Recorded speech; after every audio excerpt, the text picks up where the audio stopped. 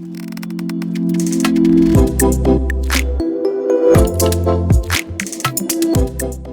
everyone, it's your boy here, Imza the Hustler. I'm back again. We're back with it. We are here on our second episode of the GraduateDen. But before we begin our second episode, I want to clarify a few things first. So you remember in our first episode, we said we can bring a chemical engineering guy, right? But then due to unforeseen circumstances, we ended up bringing an electrical engineering guy. So, excuse me. So the reason we brought an electrical engineering guy is because you remember in our first episode we brought an electronic engineering guy, and then some of you guys said you couldn't find a distinction between electrical engineering and electronic engineering. So that's why I brought a guy who did an electrical engineering.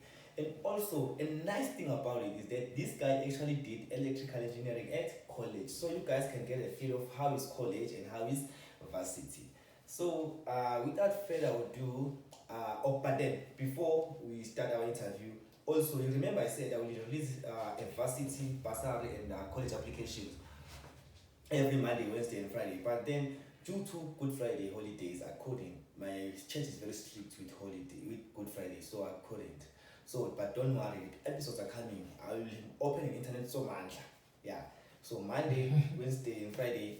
So I will release 4 episodes at once. So be ready, guys. Be ready. Be ready. Be ready. So without further ado, man, please introduce yourself. Igama lami nguSiboniso Mahlinza. Ngisuka eNewcastle.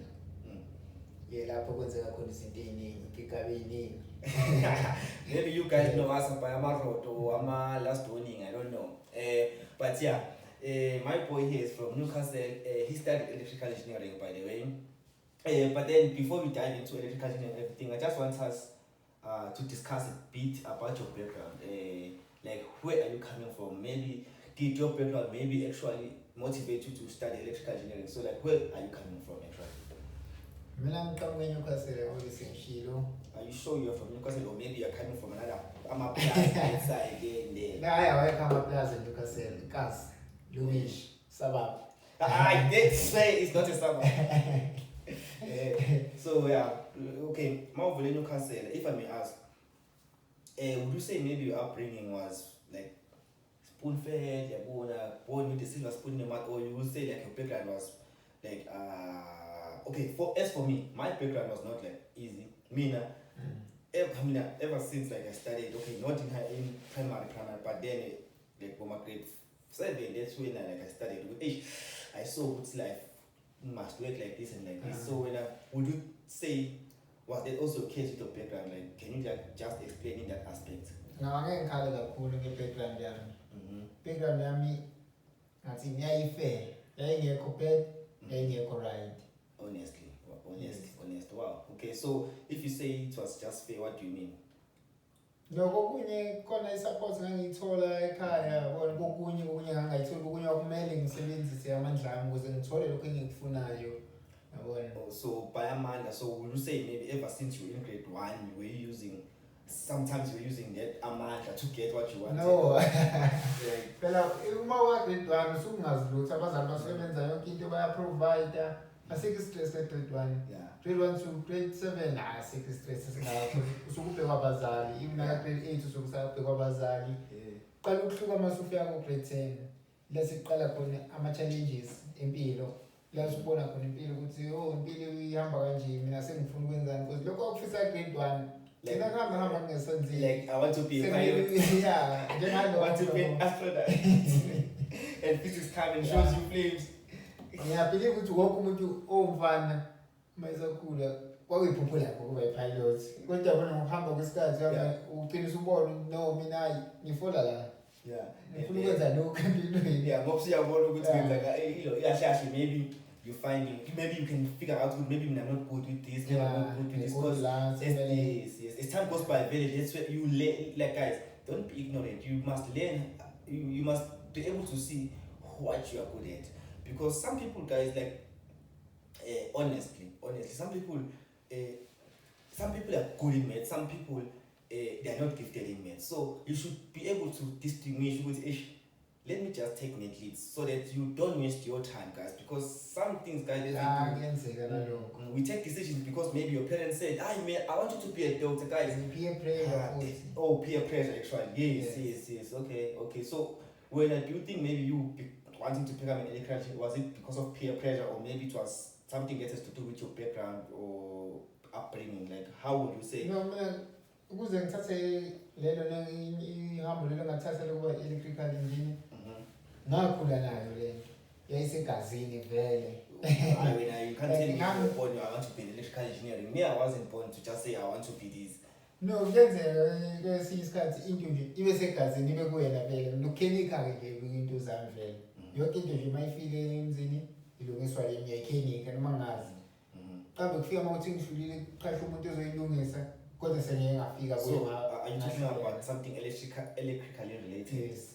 Oh, okay. So, what you say would maybe also you were learning it from somewhere or whatever? Yeah, nokufunda kanjalo ngathi ngaqala ngokuthi njalo uma kuphuka izinto ngizama ukulungisa before kubiza umuntu ngibona ukuthi ngihluleke makufika umuntu yabo. So bese ngiyabuka ngibuza ukuthi yini into efile. Nami khona ngibona ukuthi okay, maye ngikhombisa ukuthi okay nakho kufile lokhu nalokhu. Ngibona ukuthi okay hayi. Next time ngisangihlule kuyenzeka futhi kuyafa noma ngidibana nenye inkinga. Oh, okay. If you say that, then because this is what I know. In college, most of the time, they do practical work. So when taking what you're saying now, you used to look at someone working and then they will tell you just by doing practical things, and then you would understand how it works, and then you go fix it sometime. Yes. So was it? Because noma ngokufaka ama-microwave ufa inekhaya ngiqala kuyima magedlela ngikuvule ngicheck ukuthi ngifike ngibona ukuthi kungaze kukhokhele imali. Oh, okay. Mhlawumbe uthi kunqamuka uwaya ngaphakathi kunqamuke ini sithi kubiza umuntu azolungisa lokho. Kanti manje yathi ingakho ngiprefer ukuthi ngiqale mina before kubiza umuntu mawuthi ngihlulekile. So when would you say vele, since you were a practical learner, was it your dream vele to go to college and do things practically? You didn't want this theory thing at varsity, or? No, iphupho lami kwakuye varsity nami. Kodwa ngendlela izinto ezenzeka ngayo nami ngagcina sengise college. Zenzeka kanjani like? Angithi uyabona ukuthi maka matric kuyenzeka abantu ba-apply into eningi. Nga-apply the course yami electrical nga-rejecta due to ama-point wami. Ukuthi angiqualify because ngangifuna ukuye UCT nami bangi-rejecta UCT-ke ngabona ukuthi hayi because yiyona application engangiyenzile vele yase-UCT. Nga-rejecta-ke UCT ngabona ukuthi hayi ngcono ngenze la e-college. Oh, okay. So, like immediately when you got declined at varsity, were you like, let me just go to college, or was there other options? Let me start maybe with finding a job, or like, what was your initial move after like getting rejected at varsity? No, bangirejecta e-varsity ngabuya ngangizama ukuhlanganisa nami mhlawumbe ngizolinda unyaka ozayo ngabona ukuthi ukulinda sometimes ukuhlala phansi lokhu ukuthi uzolinda unyaka ozayo ugcina ungasakhoni ngonyaka ozayo. Futhi sonamanitsi amaningi because isikhathi sami unyaka okhulele mokukhula amanitsi. Yabo ngabona ngcono ngithola umsebenzi yabo kodwa kwangahlangana umsebenzi ngabona ukuthi hayi ngama ngibuyele esikoleni. Ngahamba e-college since babengirejectile UCT ngahamba e-CJC ngayobuza ama-registration bangitshela ukuthi ngibuye nge-block elandelayo because vele i-block esiqalile ngangifika ngayo. So wait, were you planning to apply for that same academic year? In that same year? Yes. How? Kuyenzeka ema-college. So wait, are you telling me I can just go now and apply for a block and then they will accept me for that like for this 2023 I will also be accepted? Yes, if i-registration isase-on ngibanga kuthatha. If ufikile u-apply khona bakuthatha if ama-registration evuliwe. And online ungakwenza. Yabona niyenziwe kodwa nakhona ufika ekhampasini wenze lokho kuyenzeka. Oh, I didn't know about that. Oh, okay. So wait. So if when I apply for that certain block, right? You applied for that certain block when you came to college, right? So within that months, that block, what were you doing? Were you like working, like maybe saving money for whatever things that you wanted to do? Ngangizama ukuhlanganisa nami isipani kodwa yabona kongahlangana futhi azange ibe nenhlanhla lesipani ngasho kanjalo. So what did you end up doing? Did you end up trying to go back to high school or what? Did you ever try to go back to high school? Kwafika nalokho kokubuyela high school since ngangisalindile kodwa ngathi mangifika emakhaya because ngangisuka ngapha eTshozini emakhaya ngiyofuna iy'kolo hayi ngafika iy'kolo sesey'gcwele. So yeah, sasekuvaliwe nje abasathatha ama-student yabo kwakukosa ukuthi ngibuye futhi ngapha eGoli. So when you wanted ngazama ukuhereza kwangahlangana kwaze kwafika le block laba beyishilo. So you didn't find anything? Anything. With your matric you couldn't find anything? Yeah. Wow. Ngiyabelieve ukuthi lokho kwanginceda because if ngabe kuthiwa ngathola something ngangeke ngisaqhubeka ngisafunda. True. So if I may ask you then, would you advise someone at home maybe if they don't get like good marks or maybe they don't meet the points at varsity, Yes. Would you advise them maybe to go to college or would you advise them to start afresh and go to school? Like how would you advise them? No, it depends which isikhathi sasekhona yini. Okay, so what will determine which isikhathi sasekhona? No, phela abanye bethu emakhaya bahlala nabantu abadala bangama-breadwinner bona kubhekwe bona nje. If usazobuyela esikoleni uyabona ukuthi sometimes ngiphinde ngimoshe nesikhathi kwasona ubona ukuthi isikhathi sasiside kusazomele bangibhekelele ekhaya kade sejabulile ukuthi hayi seyiphumule emini yabo.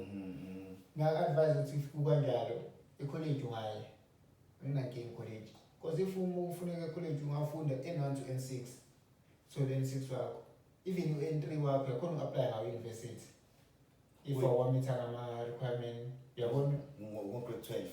No, ngo-N3 wakho yakhona uku-apply Varsity? Yes, varsity ngo-N3. Oh, and then you can get accepted? Yes, you can get accepted. Oh, and how long is N3? N3 is like, it's 3 months N3. N1 to N2, N3, it's 3 months. So it's 9 months in total? Yes. And you can apply for a job using N3? Yes, you can apply using a job for N3. Oh, okay. For that particular trade. Uyenza uphinde futhi apply university yabona. So wait, opportunities ayavuleka makunjalo. So wait, are you telling me ukuthi I might not meet the points to go to varsity for now. I can just go to college and get my N3 and then take my N3 and use it to go to varsity? Yes. Or take my N3 and use it to apply for a job? Yes, it's possible. Hey, wow. So wait, if I may ask then, there's this law that I don't know if it still exists, the grade 9 law, which you can just go from grade 9 and go straight to college, right? So what I want to know, are you telling me which if I just go straight from grade 9 to college and then I do my N1, N2, N3, and then after 9 months then I can just go and apply for a job and then I'll be looking at my other peers in grade 10 and be like, or in my other peers in grade 9 and be like, peace out? Yes. Like I don't like. Kodwa isikhathi samanje sekumele uma uphuma e-high school uma kuthi ungaqeda matric sekuzomele uqale kuma-levels lawo. Kuma-levels? Yeah, usaqala kuma-ends. Oh, you don't start with N1 and 2? Yeah, kuma-ends befuna abantu abane-matric manje. Uzoqala kuma-ends. Meqale kuma-level ungena-matric. Uzoqala ku-level 2, level 3, level 4. Level 4 ila ufana khona no-matric. Oh, okay. Sithi nakuma-ends, kuma-ends u-N3 uwona ufana no-matric. Mano N3 uyafana no-matric wakho. Okay. Yeah. So wait. So are you telling me ukuthi once I get my levels, let's say I'm the final level is level 4, yes, I will be equivalent to someone who did matric. Yes. And I'll also be equivalent to someone who did N3. Yeah. So that means I can just immediately start with N4 after finishing my yes, level 4. If usenesikhathi usangakwenza nalokho. But then if I'm fortunate enough, I can even get a job after finishing my NC. Even in level 2, ngawuthola umsebenzi. What? Now level 3 uyawuthola umsebenzi. Wow. So it depends on how fortunate you are. Yeah. Ngasho kanjalo. Wow, that's interesting. I didn't know that, guys. Oh, by the way, me, I attended varsity, so I'm not quite familiar with college things, right? So that's why I brought this guy here. So if I may ask, there's this thing that they call trade testing, and I heard with trade test, usually people who get that thing, they earn a lot of money. Like, is that true? Like, and also just explain what is that trade test? Because there are some people maybe at home now who have their matrics, but their points are quite low and they don't know what to do. when like, can you please just tell them what is that trade test and how can they attain it? Oh, i-trade test ngathini mabo? Trade test mawuno N1 N2 wakho uyakhona ukwenza i-trade test. Okay. Because wenza apprentice, apply for apprentice company ezokuthathayo wenze i-experience for 3 years. Yes. Yaleyo trade oyenzayo. Yeah. Mawuthi electrical uzoyenza electrical for 3 years. Usebenzele company. After lokho usuyahamba uyobhala i-trade test yakho. Wow. If ubuye nayo iphasile sune-trade test ngo-N2. So yakhona apply uqashwe. So wait, if I may ask then, how on average how much do they get paid how much do you get paid if you have a trade test? Ngathi i-minimum about 25,000. Kodwa kuye depend nange-company okuyona ukuthi ingana because ngiyabona ngalaphandle namanye amakhampani.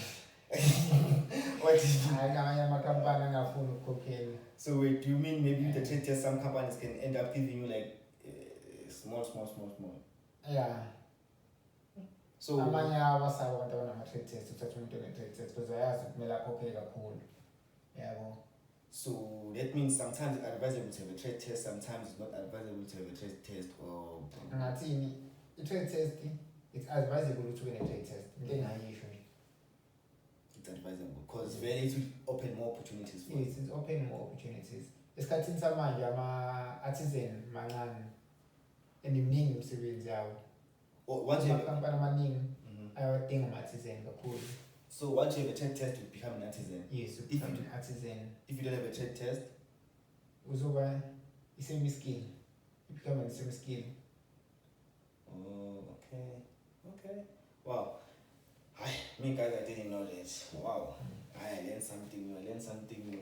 Maybe you guys also learned something new. Also, talking about learning something new. By the way, the guy that I'm sitting with here, he used to hold naked wires by hand, guys. And till now, I don't know how he did that. I don't know. How did you do this? How did you do that? Look, besikwenze intambo ithi on uyathinta i-1 kodwa kumele wenze sure ukuthi awuyithinti nenye because if uzothinta u-live phinde uthinte neutral Izokushaya. Kuyaphela ngawe. So wait, what exactly brings electric shock and mood? Is it like the flow of electricity through there? Is that the thing that brings electric shock? Yeah, ngithi phela u-live wire nayo une-high voltage. Sithi if uzothinta nje une-high voltage, if uthinta uwodwa ngeke kwenze nix. Yes. But if uzothinta nenye iyakushoka. Oh, okay. So if life is just alone, you'll be fine. Yeah, neutral nayo alone ngeke kwenze nix. Kodwa uzothinta i-live, uthinte neutral, ziyakhala. Uthinte i-app ziyakhala. So wait, let's say I go to a big plant, like they have like 30 kilovolts maybe, and then I come and touch this one wire. Do you think I'll be good? Aslim ama-chances zokuthi uphile. Kodwa ngenzeke. Aslim. So you must play with those at home, guys, or yeah. You play with the charger, by the way. You just use it like go 240 volts. Yeah. Lapho ungaba right. Yeah. But when you come to a plant, no. Yeah. So wait, what do you think causes that?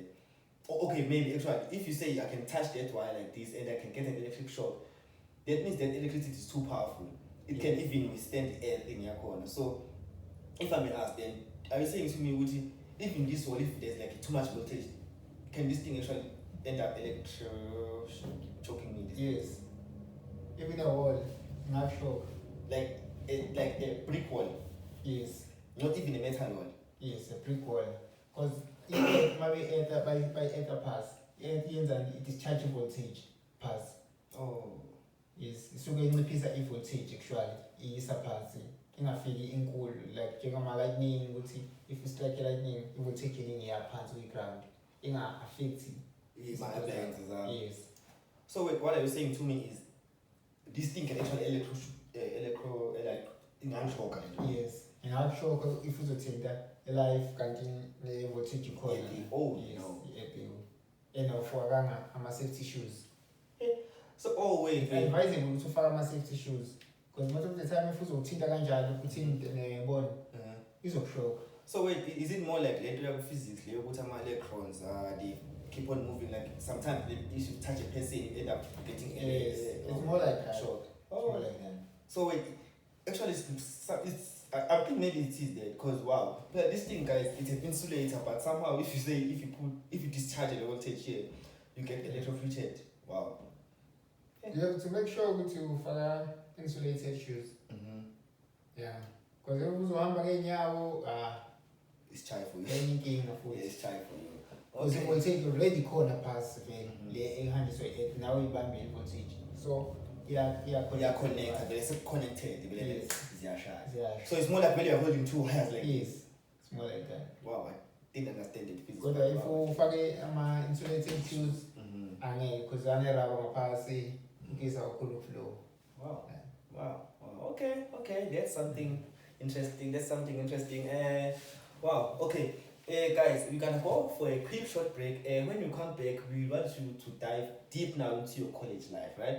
Tell us how was your rest life, how was electrical engineering as a course in college. Like, we dive deep into the intestines of the college life. But for now, guys, please go grab those popcorns, grab those peanuts, grab those Simba chips, grab those Doritos, get that drink. Go pee, do whatever you need to do. We are also going to get some popcorns this side. We'll see you in a few seconds. Sure. Alright guys, tonight we are back with our popcorns in our stomach, by the way. I said you're gonna continue Sponiso's college life. So can you please take us when you first came into college? Like, how was it? How was the blocks? Like, were you did you guys have orientations, like how they do universities, like whereby they take you for the tours and everything? Can you just explain how was your first day at college? Yeah, just your first day. Ilanga lami lokuqala college lalimnandi ngajabulile ukuthi ngithole isikole lokuqala kwakungijabulisile lokho nokuhlangana nabanye abantu esinecareer efanayo yabona sitamaphuzu afanayo nawo. Nalokho kungijabulisa kakhulu. Inkinga esasihlangabezana nayo kuba ilanguage because nangisukele emakhaya eKZN eNyukasela ngize eGuzi. Mangifika ngapha bakhuluma language mina ngaba-understand. Yabona ugcine uyibona ngathi mhlambe ungaphandle ubalekile. So wait, they also didn't care what you were Zulu, like they will speak their language baby. Ukhona yabona. Ungezwa lutho nawo ngoba bakhulumisa ngeZulu futhi naso abasizwe isiZulu leso. So vele wena you went outcast nje. Yeah, vele ubona ukuthi hayi ngiyedwa. So if I may ask then, was it the same thing with the lecturers? No, my lecture, if fundwa befaka English aphinda akhulume nelanguage yabo because bona bakhomona bayazwana yabona. Oh, wait, you mean with the other students in the same class? Yes. Bona baphinde bazwane because now akhuluma lama language wabo yabona. So wait, are you saying to me ukuthi sometimes there will be a content gap because maybe you couldn't understand the language that was being taught? Yes. Njalo. So wait, sometimes you ufise kube nzima ngisho nokuya esikoleni uyazi ukuthi nje wena yoma esikoleni yoma wedwa. Uyovuhlala wedwa ukhuluma namuntu bakhuluma language yabo abantu. So wait, are you telling me the whole CJC mostly it was Sotos, Bedis and everything, like all the other languages, not but Zulu, Xhosa? Engakusho babekhona labakithi. Like amaZulu inayinani. Inkinga ngangekho nabe eklasini. Yabo. Abantu kangabe eklasini ababebaningi. Yeah. Oh no, I get you. So very. Kodwa ngazama ke nami ukufunda phela lapho nalapho yabona. Babekhuluma basikhuluma. So if I may ask, did that language barrier actually affect your performance in the first block? Yeah, ngasho mhlawumbe kwaba inyanga nje iyodwa. Kodwa emva kwalokho zinamangilokhu ngiyifunda language yabo. Yabona kwesikhathi esiningi ngangithi into engayi-understandanga ngangihamba endlini ngiyoyifunda mina if i-lecture ngayizwanga yabo. Yeah. Yinto ayinginceda. Uhambe uyofundela wena. Yeah. So ima-ke if wena uzogcina uhambe uyofundela wena, was there any test that you ever failed when you went to college? Because I remember in our first episode, that guy he never failed a test. I mean, I'll be honest with you. When I went to university, I failed tests, like a couple of tests I did fail. So when you fortunate like that guy who invited last time, Sandile? Were you fortunate like Sandile, or were you like some of us? Because some of us got yeah, it's just angazi ngayifeyila nami from N1 to N4 angazi ngafeyila test lapho. Yeah, bengiwashaya ama-test. Maths, physics, anything nje that come, kill. Everything. Until ngafika ku-N5 ila kwaqale ubunzima basebukhona. Kodwa nje from N1 to N4 angazi ngafeyila testing. So wait, ngabe ngiqamba kwamanye amaloni ama-modules ngangiba yi-top student. So wait, did you guys have maths for N1 till N4? Yes. You had maths? Yes. So maths N1 to N6, it's maths. So maths is everywhere. Yes, it's everywhere, maths. So we maths. So wait. So what do you do in like in the N1? In N1, what do you do for maths? What do you do in N2? Like that is different compared to high school. No, okwenzayo kakhulu ka N1 nge-maths so izinto zaka grade 10 yabona izinto kanjalo imaths yaku grade 10. Then N2 nakhona. Yeah, uyaqala yakhuphuka grade 11. N3 matric. Yeah, matric. Oh, like how you explain ukuthi N3 is equivalent to matric and everything. Yes. Oh, so then when you start to N5, that's where things get tricky now, because it's no longer N4. Iqala ku-N4 siyashintsha manje sesa-integrate sesenza zonke izinto. You're no longer differentiating. Yeah. For those of you who are in grade 12, I need to remember, if you are differentiating, you are taking the power, you are multiplying with the coefficient and then you minus 1. With integrating, you are doing the opposite. Yes. Are you clear? You are adding from the power, are you clear? And then you divide from the coefficient. So it's opposite. And that's what I think, guys, is flawed with our system. Because when you get to varsity, guys, they introduce some different things there, absolute values. Like there's a graph that is a V, literally a V. Guys, it took me 2 weeks to understand that thing. Also, like what Boniso is saying here, guys, it's very difficult to understand integration because now you must fight and you must fight with your brain literally to transfer, like to transport, like to transfer your knowledge from going from differentiating, of which is going down, to going up, which is integrating, guys. So that's where the gap is between varsity and our high school here in South Africa. But then that's why when you find other people who come from other countries like Zimbabwe and everything, when they come to our varsities, they end up being top students in our classes because they do advanced maths there. So with advanced maths, they are already introduced to absolute values. They are already introduced to integration. So for them, then it becomes easier. But then, listen, this is what catches them. Along the way, year number 2, year number 3, that's where things get tricky for them. But we are not there at the moment. We are not. We cannot talk about them. But for now, we are still here in electrical engineering. As you were saying, then, if I may ask you now, after you tackled your N4 and then you went to N5 and then that's where things started to get tough, you ended up failing, right? So if how did you deal with failure? Because if you're not used to failure, like for this N1 till N4, how did you deal with your failure in N5?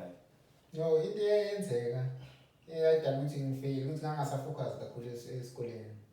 Ngase ngenza okunye ngizama ukwenza imali ezemaceleni yabona. Ngase ngenza imali ngenzela ukuphila nami. What were you doing? You were fixing electrical appliances. What were you doing? Yes, ngangilungisa ugesi lapho nalapho because ngangikuhlala ku-Alex yabona. Sothi khona ugesi ofile kumele ngiyalungisa yabona. Isikhathi esiningi ngiyalungisa and ngiyatrade ngapha yabona. So nje uzama ukuhlanganisa yonke indawo. Ngihlanganisa yonke indawo ngicela sengilekhe encwadini ngicela sengiboza. So that means what? Okay, so school didn't pass, but other things passed. So you were sharing. That's what you were doing. So so when were you not staying at rest? Were you staying in Alex? No, ngaqala ngahlala e-rest. Ngaqala ngayihlalela Tsimbo. N1 to N2 ngangihlalela ngento ngirentela. Not a rest. Because it's Alex. Oh, where did you get the money from? NSFAS or you were finding yourself? No, I was finding myself. Wow. For 6 months, After local ngahlala rest. So when you stayed at rest, who was paying for your rest? No, NSFAS was paying the rent. Oh wait, so NSFAS also covers the college. Yes. Oh, so it's not only for our universities, it also covers for the college. And it's for sure cover my college, my res, young kid. So what do you cover in college? My res, tuition, meal. Yes. So how much are you getting then? 1.5. I'm sure you were enjoying it. I'm sure 1.5. 1.5. Yeah. So wait, how much were you buying for e-grocery? How much were you spending for e-grocery? That depends ukuthi inyanga ime kanjani phela nokuthi ukudla kusasekhona. Yazi amajita. Sithenga ukudla okuncane imali eningi sisebenzisa kuze izinto sithenga isidwayo senze ezinye intombini. Why not saying tax? Ezinye intombini yini balekela leyo nto. Oh, okay. So we're talking about ama-gents, thina njengama-gents. Wena have you ever faced scandal lapho khona maybe uzothiwa how bengiphekile la kanti sesikhiphani manje la kusebenza. Hawu sekuyenzeka lokho. Ushiya ukudla efrijini ube ekuseni uthole isikhaftini sakho. Ngaphandle kumele wakhe isikhaftini. Sekumele washe isikhaftini. Kumele wakhe isikhaftini uyabona nje. Uyesikoleni ulambile. So wait, were you also one of those people who would say, okay, since they stole mine, I'll also steal? No, you shouldn't lie. Okay, have you ever taken something without anyone seeing you? Yes. What was that? I'm a peanut butter, I'm a rama, it's the ganjalo, Wait, so someone will literally take it by a peg, maybe 2 pieces of by peg, and then they cook it, and then when you ask, where did you take this, and they'll say it's theirs. Because if I pick your funny, you can't go identify the yamly. You can answer that. You was for shy but paper work. You can answer that. But paper work. You can answer that. Obama was a fun. Ha! That was a tough one. So wait. So you guys were literally selling one fridge, one everything. So you will store maybe your noodles. You store them in one cupboard. No.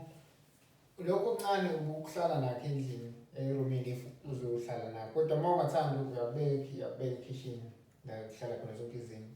Oh, so was your rest near iskele or engekho iduzane nesikele because sasigibela sasinet-transport sethu vele. So sithatha isise esikoleni sibuyise esikoleni sise-res. Were you supposed to pay for it or your rest fees already included it? Yeah. Your rest fees included it? Yes, ifakiwe. So when you chose your rest, did you choose a rest because you saw you will get free transport, you will get maybe free Wi-Fi and everything, or you just sort of you were lucky to get a rest that's offered those things? Ngasho ukuthi ngangilakho because mina ngangapele for i-rest nje kuphela ngifuna i-rest. Ukuthi njani ngizofana phambili. So like you didn't know what maybe you have to put these priorities in first, maybe first priority is Wi-Fi, other priorities. First priority is ukuthola indlu nje kona lokho. Iyona into engangiyifuna kahle kahle ukuthi nani kuyoba sizoyihlanganela. I don't know. So wait, what made you move away from rest then? Was it because people were stealing your food? Or what? No. Ukuthi into engenza ukuthi ngiphume rest ukuthi yabona singabajida sihlangana ngezinto wrong yabona. Gcina sikhonjisana incwadi gcina ungasayibheki njalo. Sothi siyashibiza isikhathi esiningi yabona. Also, then you ended up taking a decision. No, you were moving away from rest. Yeah. So that means if you continue to stay at rest, you feel like you wouldn't have your qualification to speak. Yeah. Because this is the thing sense. Amantombazane yonke kula iduzane yonke into la. Utshwala kula amantombazane la. Amaklapho athola la. Yonke into imnandi kahle kahle yenzeka fast. Impilo yaseGoli. Impilo yaseGoli. So vele wabona lapho ukuthi no, you must change your ways. Yeah. So if when you were to advise someone maybe also funa ukuya college at this point in time, would you advise them they must find their own place to rent, or they must apply for a rest and get NS fast, or you say they must just stay at home, maybe study online?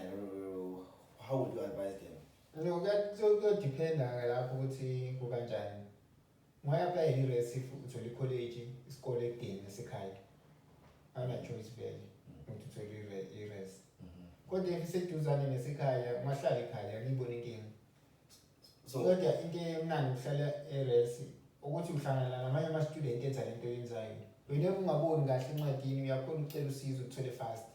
kanti uma usekhaya uhlala nabantu abangenzi lento oyenzayo, abanga-understand lento oyenzayo oyifundayo. Yeah. Okay, so what was the name of your research? So just so the people at home who want to apply, they can. Iresi yami yayiseLombard. Lombard. Yes, Lombard. Lombard. In the east of Alex. East of Alex. Yeah. Okay. Guys, you heard the name. You go search there if you want to apply. You go search Lombard. Okay, we just gonna drop the link so that you guys can be able to apply. Into abangayenza ukuthi ba-apply e-college ama-res because bawashintsha now and then ukuthi ba-approve nale maningi ama-res ngeke ku-apply i-res yi-one. Into ongayenza ukuthi ba-apply e-college, i-college ibona sebeyakulona ukuthi uzoya kuphi.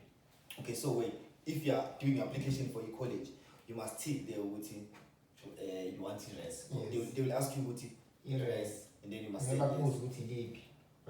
they just say yes. Yeah, bona sebezokuhlelela ukuthi okay, which yeah, one. yiphi kweliphi nedinga abantu bona. So are all dresses at CJC come with the transport, come with the Wi-Fi, or they differ? Kuyadependa.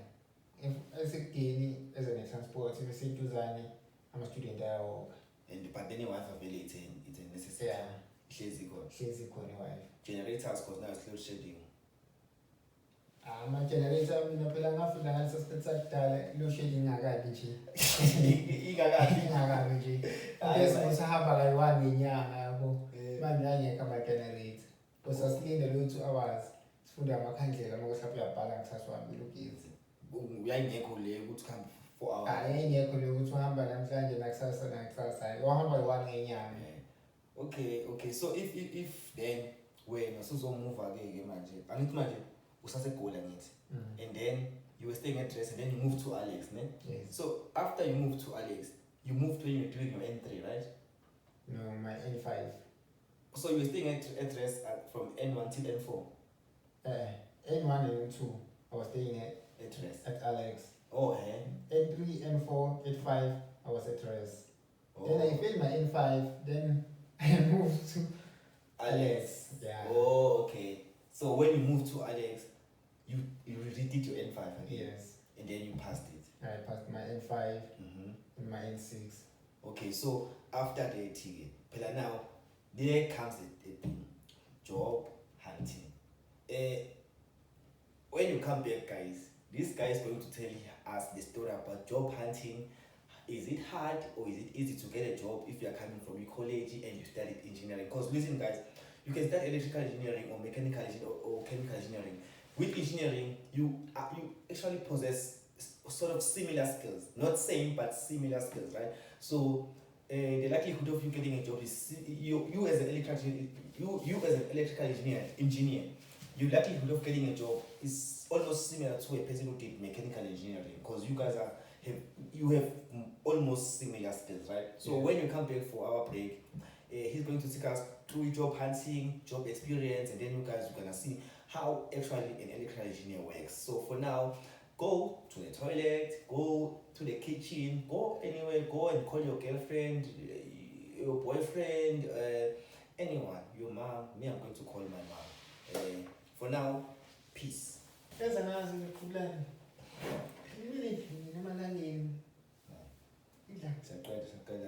15 minutes. Okay, guys, hi.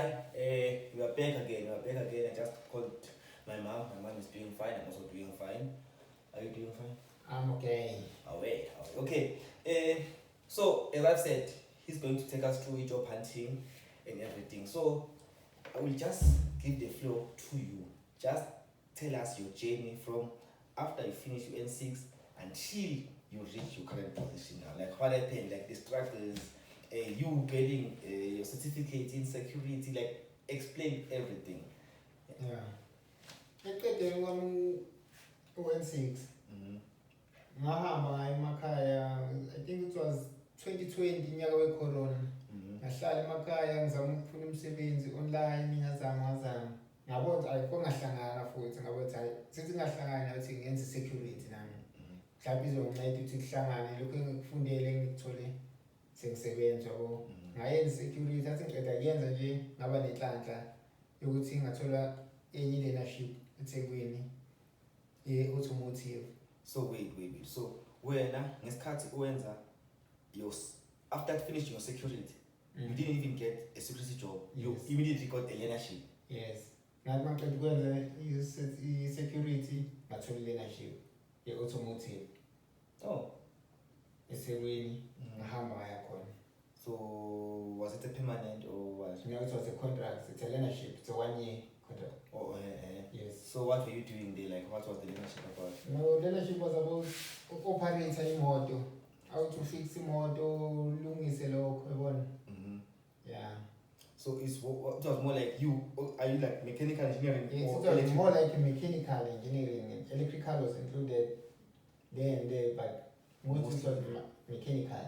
Oh, as I've said, guys, you see, these engineering guys, they all have similar trades. So that's why this guy was doing more of mechanical, but at the same time he studied electrical. It's because they know you guys, I tell you possess similar skills. That's what the industries use. So so you ended up working at the automotive for that 1-year contract. So yes. you dealt with fixer e-mod. Yes, you fix imoto, welder, yabona, into kanjalo, khanda amabhawudi. Into kanjalo, so was that automotive Toyota? Is that in Toyota? No, it was automotive learning academy. It was not in Toyota. I thought you meant in an automotive industry. No, it was an academy. Oh, okay. Yeah. Okay, and then after is prepared ukuthi sizokhona mase siphumile ngase siqedile sithole umsebenzi. So you have that certificate? Yeah, I have the certificate. Okay. After at the CV yami. Right, now about the confidence must apply, you have your N6 and everything. So uyafaka nje amaphepha maningi. Yeah. So after that one ngayiqeda leyo sengiapply ngayo nami ngifaka umsebenzi lapho nalapho. Kodwa isikhathi esiningi bese nginokusenza kade senginokubizwa just lokho ko Toyota nje. So if I may ask before you go on Toyota, when you went from Joburg to Durban, did you know someone in Durban, or like what were the challenges in relocating? Noma ngasimuntu eThekwini mangisuka eGoli ngiye eThekwini. You knew no one? Yes. So ngoba ngangiyofuna lokho engangikufuna nami angazi ukuthi ngangena yini kodwa nje ngayi eThekwini ngasimuntu. So where did you stay? Ngafika eMlazi. Staying at Mlazi. How much did you have? No, ngasuka la ngangino 900. Yeah, ngangino 900. Exactly 900. Exactly 900. And you got it from your side hustles? Yeah. Ngathi mangifika le ngarenta ngo900, ngasalelo kwakuserenta engu700, ngasalelo 200 ngathenga i-gross. Leya inayo. Ngale mali yesele. Ngakhona ukusurvive while ngisacela umsebenzi. Ngihleli. Lapho nje wathi kuphela inyanga kwathi ukuhlangene lokho automotive. Ngihamba ngathenga learnership. So wait, you did your security certificate while you were in Durban? No, I did my security here in Johannesburg. And then, when you chose not to hustle in Joburg, you chose to hustle in Durban? Yes. Alone? Yes, alone. Angizama into entsha. Because akekho emzini obaye eDurban yabo. Yeah, every we are all. Yeah, ngathi awuthi ngiyekela side sithi kungekho emzini oyakhona nami. Khona bezokhona nabafisayo ukuya bangilandelayo bezokhona ukuya. Because kuba nzima ukuya endaweni ongasimuntu. Nami ngizama ukuvula lokho because ama opportunity are everywhere. Wait, so you literally went with 900 rands, you went to Durban? Yes. And then you were just hoping for a miracle? Yes. And kwenzeka. Wait. So how many days did you survive with the 200 rand? It was almost 15 to 20 days. Yes. What did you buy? 5 kg wempuphu. Uthenga amathini lawo ama-baked beans. Ishayile.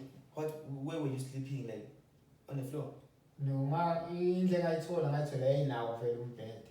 Because ngami ngayithola ngayithinga online. Ngayithola inawo umbhede. So mina ngafika nje sengiphethe ingubo yami yokulala namabhodo. And then you survived with that 200 rand? Yes. It was millimeter? And ama-baked beans, amathini lawo. Wait, you never asked for any handovers? No. Wait, after that, you got that leadership, right? Yes. After getting that leadership, that's when things started to look up. So when the learnership finished, what happened then? Ngabuyela ekhaya makuphela lapho. KZN. Yes, ngabuyela ekhaya Newcastle. eNyukhasela. Ngathi ukuhlala mhlawumbe almost 2 months. Ngisazama futhi ukuhlala nesokunye. Kwahlangana futhi. Ngaya kuToyota like bengibiza nje ngizolungisa lapho nalapho. Yes, in Durban. Because khona umjita nami wayengisekela ama-post nje ngokuphuma ama-post. Yeah, apply because bengibiza nami. Bangibiza qala ngalapho futhi ukuvuleka indlela. Ngahamba ngaya khona kuToyota silungisa ugesi. So wait, I heard you tell. Okay, do you remember the incident at Toyota whereby the plant bent down? Yeah. And I remember you logging a call to me which you want to talk to. Yeah, many years. Yeah. And I gave you the principal engineer's number, right? Yeah. So can you just tell me the story of how that happened? How did you end up taking those pictures? Like, what did you see? No, probably Toyota will be watching this in 3 months to come. Into eyenzeka lapha Toyota sasikushut down. Angithi bashut down iplant ngikhatha lapha abavala khona kuthiwa bashut down. Bayalungisa. Into eyenzeka like ngangiyibreaker sasiceda kulungisa irobot. Kuna la robots abasebenza ngawo benza ngayo o-exhaust because ngangise-exhaust plant ngaleso sikhathi.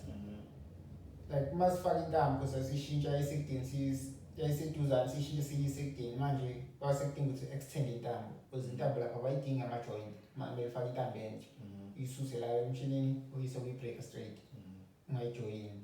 Ngangenza lowo msebenzi loyo ngiyisa kwi-breaker mangithi yafica nami lapho kwi-breaker hayi ngabona i-earth yayihlanganiswe ne-neutral. And that never happens. Yeah, akwenzeki. Because if earth izoyihlanganisa ne-neutral ngathini ibamba umlilo omningi i-voltage eningi iyasakheka. Leyo nto ingakhoza i-short circuit if kwenza kanjalo.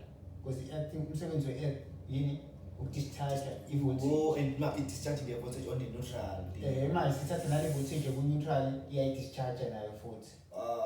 Okay. And lapha umshini uba ne-power enkulu engenayo. So i-current izobaningi and then too much current. Yes. Wow. Yenza i-short circuit. So we do still have lapho those pictures? kuyaqala ngawathatha ama-pictures. Do you still have those pictures? Yeah, sasenawo namanje. Because ngazama ukuthi ngixhumane nabo kodwa ngazange ngikhona ngaleso sikhathi. Ngaze ngarelax. So do you wish in the future maybe you can show them those pictures and maybe they might offer you a job because maybe you were able to actually to diagnose whatever was happening, but then it's just that you were not fortunate enough maybe to be able to tell them good maybe there was this short circuit. Yeah, nami ngathatha ngokuthi mhlawumbe ngoba isikhathi asikafiki vele izinto ngesinye isikhathi ziyenzeka ukuthi isikhathi asikafiki yenzeki. Wow. Because ngazama ngakho konke nami ukuthi ngithole attention kodwa sangiyithola. Let's hope the channel will grow and then mabebuka le video but let's hope. Okay, so after you got the Toyota one, what was happening? Ngasebenza khona ukuthi nakhona kwakuyi-contract vele. Benginenhlanhla yokuthola ama-contracts angisihlanhla noma ibhadi lapho ekhaya kodwa ngafithi bekubuye kube inhlanhla ukuze bengithola kungenalutho vele. Ngafithi lokuyinhlanhla. Yes. Ngisebenza leso sikhathi leso qede kuphele phinde ngilinde i-shutdown izoqhamuka futhi because iqhamuka now and then ukuthi after 4 months nge-shutdown, after 4 months nge-shutdown. Ngilindela ama-shutdown nje lawo. So I'm sure even the recruiters, they already knew your CV. Yeah. So they knew you are good at what you do. Yeah, because every time manje in April kune-shutdown, bekune-shutdown ade bengifonela kusho ukuthi khona la sengibambe khona because khona i-contract ende ngesikhathi eside manje ade belokhu bengifonela bengicengela ukuthi ngibuye. They are begging you. Yes, bengicela ukuthi ngibuye. Ngabona ukuthi ukubuya kwami kuzoluza le contract le end ezesikhathi eside kanti leyo msebenzi wabo is 12 months contract. So they are promising ukuthi mhlawumbe ngaba permanent mawuqeda le 12 months. Yabo, that's why ngazange ngifuna ukuthi ngihambe ngiye kubo. Ngone ngangifisa ukuya kubo inkinga ngangicabangela i-future nami ukuthi yeah. Wow. So man, are you doing all of this with just your college qualification? Yes, with my college qualification. And the only thing that have kept you going is that you know what you want. Yes. kunjalo nje. And ngiyangasebenza nase-Green Road. Sifixa on ama-river. What do you mean by river? River. Oh, yeah. River ila macontainer amakhulu nokwabona kuma-truck. Like ama-truck ngemuva. Oh, you mean the mason thingy? Yeah, the mask containers. Yeah. Because amanyana ama-fridge. Angama-fridge actually. Angama-fridge yenzele transport impahla mayisuka ngala iya phesheni yabona. Oh, to keep it cold and cool and everything. Yenzele ukuthi lapho uma kuthi ufake ibanana manje. Ngale state esisona iyofika isona liphesheni ingafiki seyivuthiwe. Kumele uma uyifaka ihlaza la noma uthi ihamba 6 months kodwa ifika isasehlaza le ingakavuthwa. Besenza lokho nje swalungisa ukuthi yeah impahla ingamosheki. Wow, you got experience, man. Yeah. You have experience. Man, how do you learn this post? Pardon? How do you learn this post? Like, how do you get this post? Like, do you just apply and then? No, just applying online. Connections?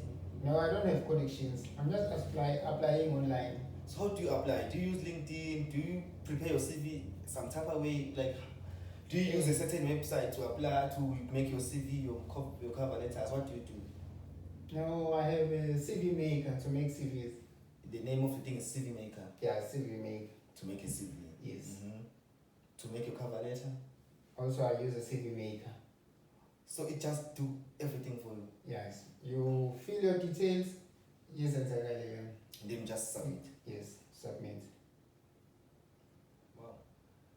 Wow, I've learned something new, guys.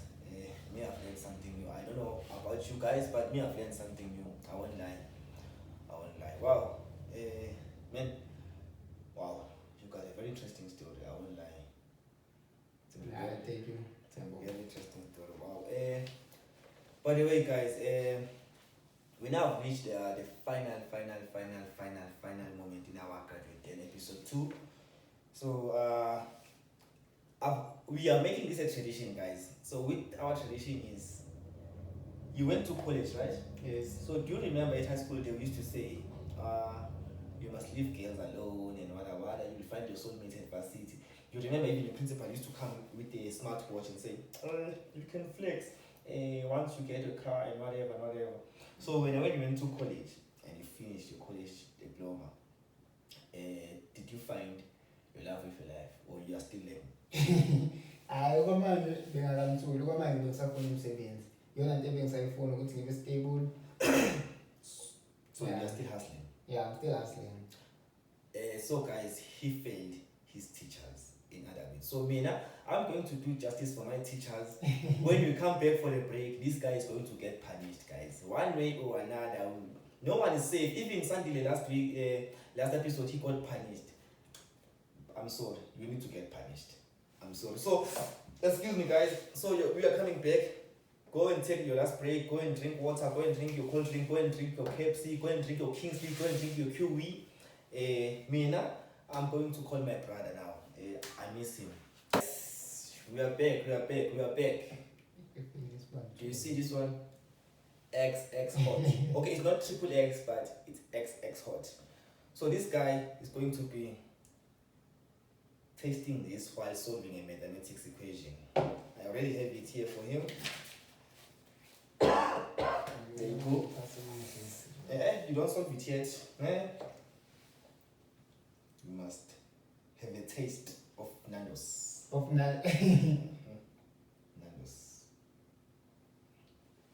Yeah, it's everything. Yeah, solve. Solve, pay. It's extra of this thing. Solve.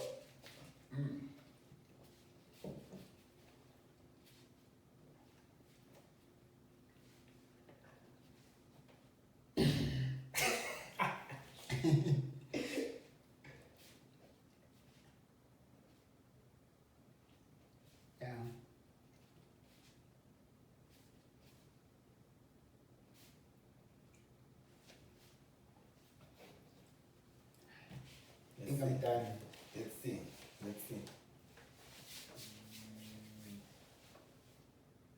Alright. Yes. Okay. So far so good. First episode, second episode, these people are getting the maths correct, guys. I don't know, maybe I'm giving them easy things. You guys should suggest what I should give them actually, because I know there's a lot of people who are going to fail this question. So you guys must suggest on the comment box below, please. Yes. Suggest. Yeah, guys. Don't forget to subscribe, guys. Don't forget to subscribe. Wait for me to close out. Okay, guys. Let me formally close, guys. So we've reached the end of our episode. I don't know if you want to say anything that just conclude, like advise them. No, into engayisho ukuthi zibambe iqine mntana sekhaya. Ungayididile. Okuqalile qede. Ilokho engakusho. Okuqalile kuqede. Are we clear, guys? You don't give up, guys. You can be denied to go to varsity. You can be denied to do pilot. You can be denied to do law. You can be denied to do anything that you have to do. But listen, guys, there's always a way to change a can't to cans. Are we clear? So change those lemons to lemonade, guys. For now, from your host, GraduateDen, Inza the Hustler, I am signing out.